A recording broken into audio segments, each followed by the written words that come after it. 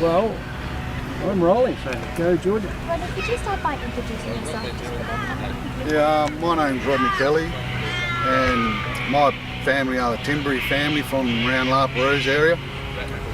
And we're here today to talk about a shield that has sort of gone back and forth between the National Museum of Australia and the British Museum. Could you tell me why the shield is so important to you? Oh, the shield's so important to me because it connects me and my family to a man who was there in 1770 when Cook landed, and it just means so much to us if we can get our story out there for, you know, the whole of Australia to read that story about the shield and spears. You mentioned that you are their family. Could you explain how you related?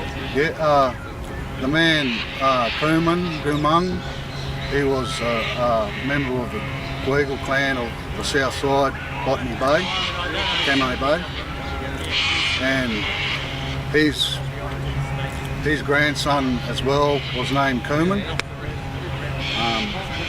His daughter was named Elizabeth or Betsy, and she gave birth to my great-great-grandmother, Queen Emma Timberi of Liverpool, and that's how our families come through.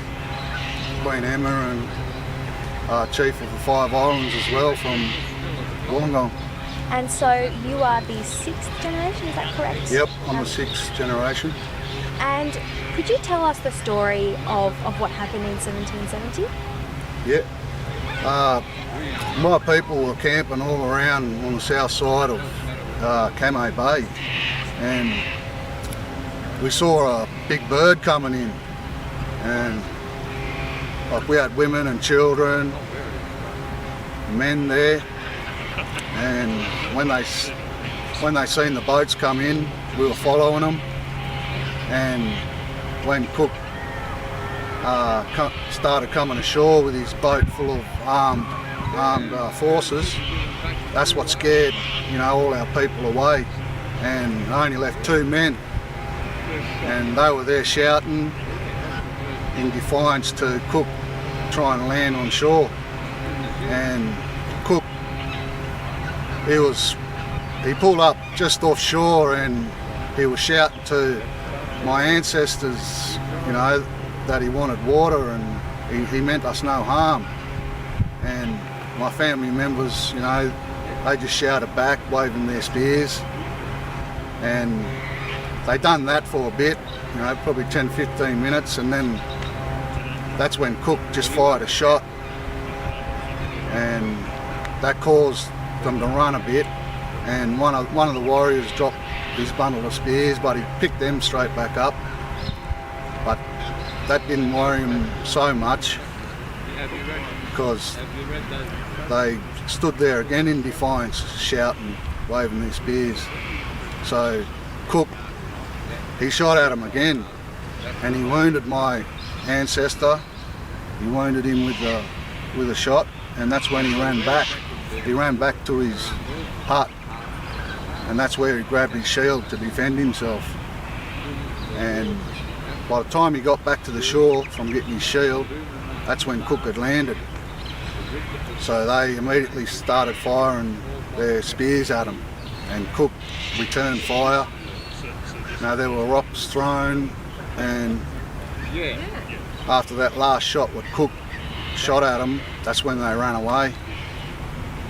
And yeah, they were left to walk along the beach, and that's when they picked my ancestor's shield up. And after they picked the shield up, they went into the huts where like some scared children were there, scared of them. They chucked some ribbons and beads and stuff in there for them, and that's when they thought it was, you know, they would take 40 to 50 spears that were laying around my people's huts, and they took them 50 spears back to their ship along with the shield. And yeah, we only just recently seen them again. The British Museum has said that they will loan the shield back to the Aboriginal people who originally laid claim to it. How does that make you feel, that letter from them? Oh, I'm very disgusted in the letter because it's not theirs to begin with. They don't own it. It's documented, well documented, that them artefacts were taken. So, yeah, it disgusts us that we can only get a loan of our artefacts. Ideally, what would you like to happen?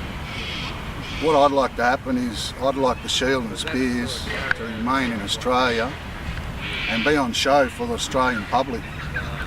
And, you know, I'd like it to be in a museum, cared for as long as it can last. We are coming up to Anzac Day. There's a sign and a banner behind you about the Frontier Wars.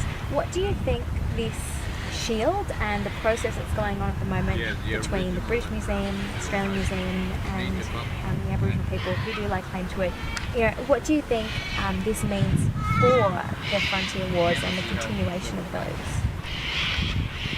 I think it means a lot for the Frontier Wars because this was the first war that happened on our shores between the British, and this is a big fight for the Frontier Wars. If we can get this shield and spears returned to our home, the story of the Frontier Wars can be told to the whole of Australia. Is there anything else you'd like to add? I'd just like to add that, the descendants of the people who were there that day in 1770, they're still around today, they're still here today living, and we're a proud people, and all we'd like, is our artefacts to return. Excellent, okay. Let's get you to stay there for a second. Let's grab a couple of quick edit shots. Just keep chatting amongst yourselves for a minute. Just grab a couple of quick shots. So have you seen a lot of Yeah, they are sending it officially. They sent me an email with a PDF of it. Yeah, so I've got their response. And did they give any reason for why they're loaning it, why they won't give it to you? No. There was no reason. They explained they know how much it means to my people, but all they can do is loan it to us if we have the proper facilities to. And when you said go on show before, do you have somewhere in mind that you'd like them to be put on show, put on display? Like a particular place? Well, I'd like it to be in the Sydney Museum. Yeah. Back in where it comes from. Yeah, where it comes from. Yeah, absolutely. Well, my name is Chris. I'm from Central Australia, Alice Springs, from the Artefacts sovereign tribes.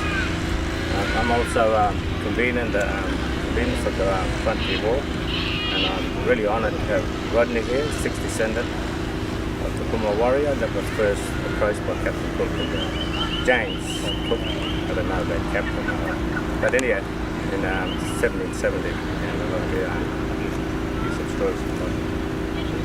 We heard the story before about what happened, and there's been a letter from the British Museum offering to loan the shield. How does this play into the broader narrative of the Frontier Wars for you?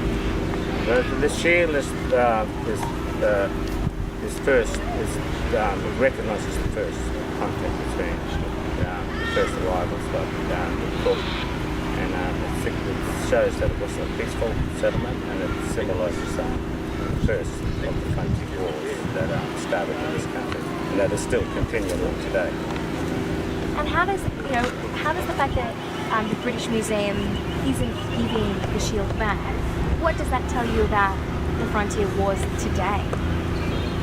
That is, well, the border states that it wasn't sort of like significant to the British.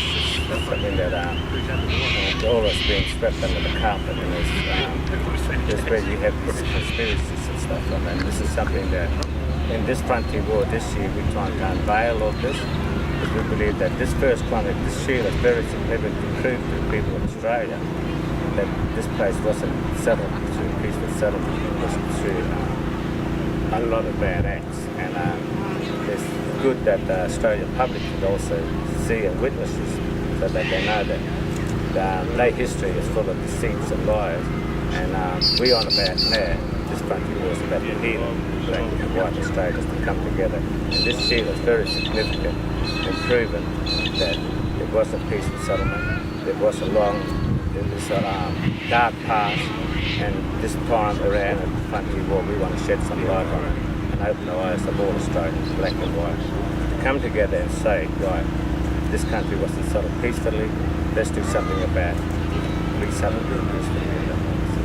If they were to give, the British Museum was to give the shield back, would you see that as a step towards that healing process you mentioned? Oh yes, it'll be a great step towards the healing, because it's the first significant or the first contact, and this is what the healing starts from, the very first contact.